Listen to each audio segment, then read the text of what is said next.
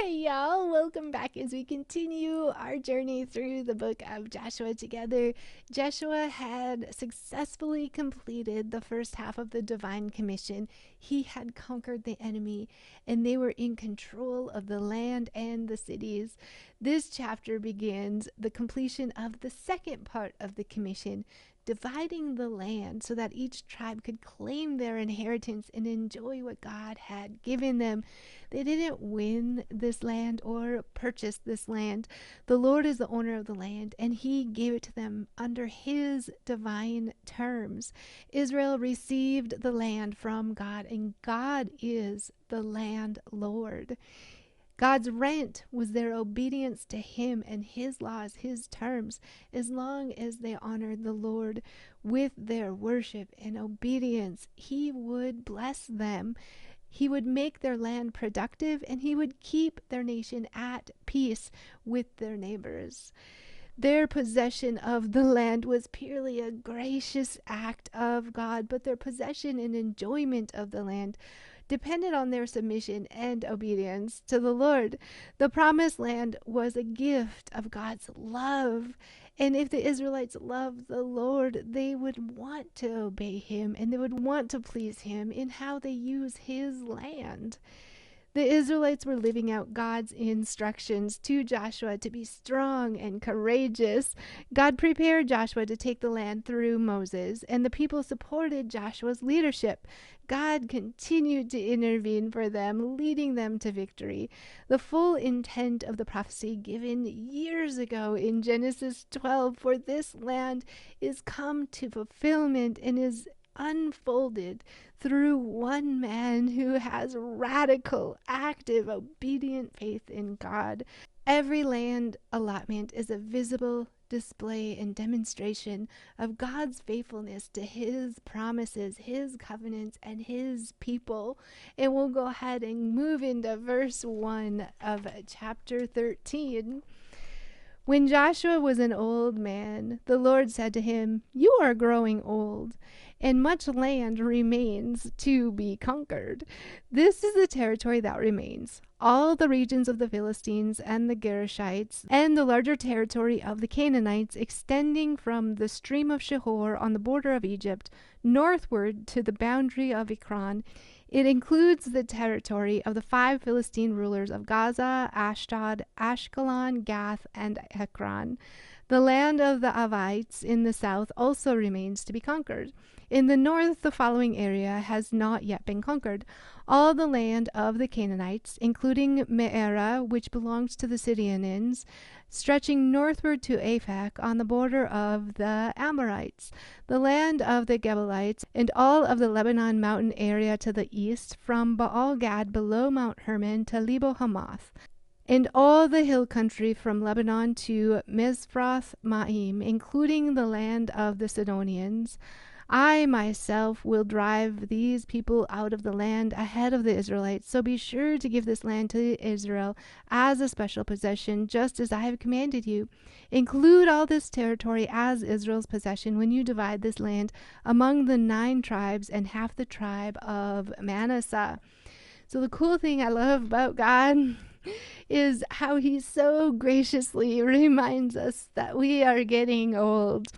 Joshua is getting old, and there is still land to be claimed, and God assures Joshua that rather than appointing a successor, He'll guide each tribe faithfully to the finished cleanup Himself.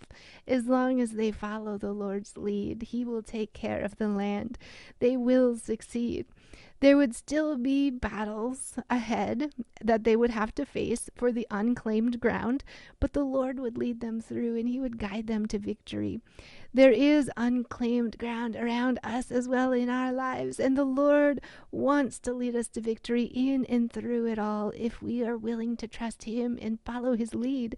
We have to be willing to lay our wills down humbly in deep humility before the Lord and trust God's will, trust God's guidance, trust His lead, and follow it faithfully. We need to continually pray and line our wills up to God's will for our lives. And we'll continue in verse 8. Half the tribe of Manasseh and the tribes of Reuben and Gad had already received their grants of land on the east side of the Jordan, for Moses, the servant of the Lord, had previously assigned this land to them. Their territory extended from Aroer on the edge of the Arnon Gorge, including the town in the middle of the gorge, to the plains beyond Medeba as far as Dibon. It also included the towns of King Sihon of the Amorites, who had reigned in Heshbon, and extended as far as the borders of Ammon. It included Gilead, the territory of the kingdoms of Geshur and Maacah, all of Mount Hermon, all of Bashan as far as Selecah, and all the territory of King Og of Bashan, who had reigned in Ashtaroth and Edrei. King Og was the last of the Rephaites, for Moses had attacked them and driven them out.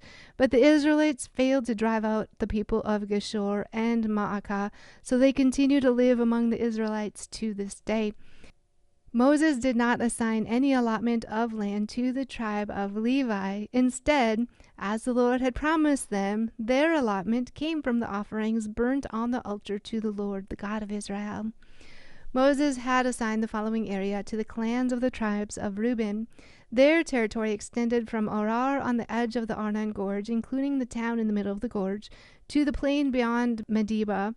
It included Heshbon and the other towns on the plain, Dibon, Bamoth Baal, Beth Baal Meon, Jahaz, Kedemoth, Mephaath, Kiriathaim, Sibmah, Zereth Shahar, on the hill above the valley, Beth Peor, the slopes of Pisgah, and Beth Jeshimoth.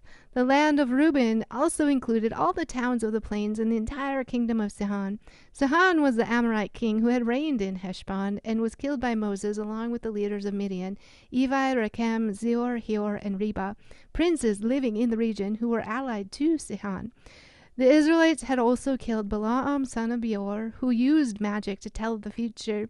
The Jordan River marked the western boundary for the tribe of Reuben. The towns and their surrounding villages in this area were given as a homeland to the clans of the tribe of Reuben. Moses had assigned the following area to the clans of the tribe of Gad. Their territory included Jazer, all the towns of Gilead, and half the land of Ammon, as far as the town of Aroer, just west of Rabbah. It extended from Heshbon to Ramoth Mizpeh and Betomen, and from Mahanaim to the territory of Lobedar. In the valley were Beth Haram, Beth Nimrah, Succoth, Zaphon, and the rest of the kingdom of King Sihon of Heshbon. The western boundary ran along the Jordan River, extended as far north as the tip of the Sea of Galilee, and then turned eastward. The towns and their surrounding villages in this area were given as a homeland to the clans of the tribe of Gad. Moses had assigned the following area to the clans of the half-tribe of Manasseh. Their territory extended from Mahanaim, including all of Bashan, all the former kingdom of King Og, and the 62 towns of Jair in Bashan. It also included half of Gilead and King Og's royal cities of Ashtaroth and Edrei. All this was given to the clans of the descendants of Machir, who was Manasseh's son. These are the allotments Moses had made while he was on the plains of Moab, across the Jordan River east of Jericho. But Moses gave no allotment of land to the tribe of Levi, for the Lord, the God of Israel, had promised that he himself would be their allotment. So the nation's inheritance is being allotted out, and these were actually the allotments of land that were given while Moses was still alive. The nation's land is going to be starting to be distributed, as we're going to see. The inhabitants of the land of Reuben, Gad, and half the tribe of Manasseh, they settled for less on the other side of the river. The fact that they would not be living within God's appointed land did not seem to bother them.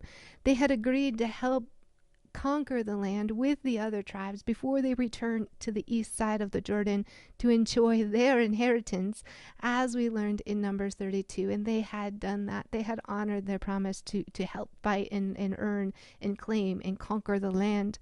And we'll soon see in chapter 22 that though their choice, it was maybe good for their cattle to stay on the east side of the Jordan, but it's going to create serious problem for their children going forward.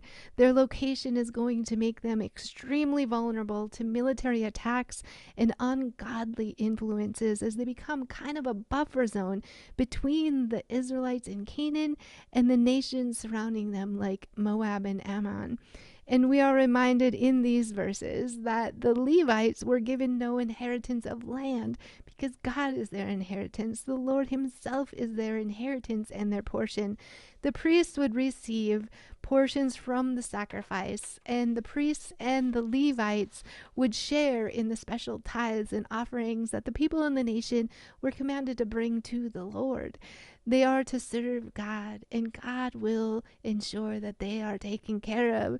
They were to be fully devoted to serving God and God's people in the nation.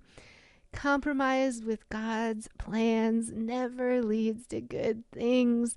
We are not called to live a borderline Christ following life. We are called to enter into the inheritance that God appoints for us and wants us to have and wants us to enjoy. And we are called to rejoice in the inheritance that he gives us on earth.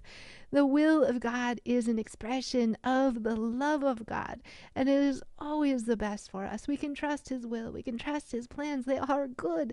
They will bring us good, and they will bring him great glory. We may still have to walk through battles and struggles and face giants in life because this is earth, not heaven.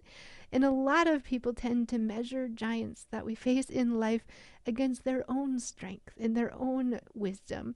But God asks us to trust his strength, to trust his wisdom, to trust his mightiness in everything, and measure the giants that we face against God and his strength and wisdom. God is bigger, and he is stronger, and he is wiser than any and all of the giants of this earth.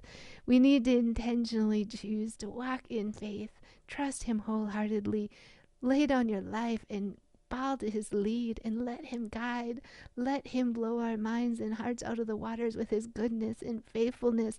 Let us stand in awe before him and who he is and how great, how mighty, how strong, and how wise he is.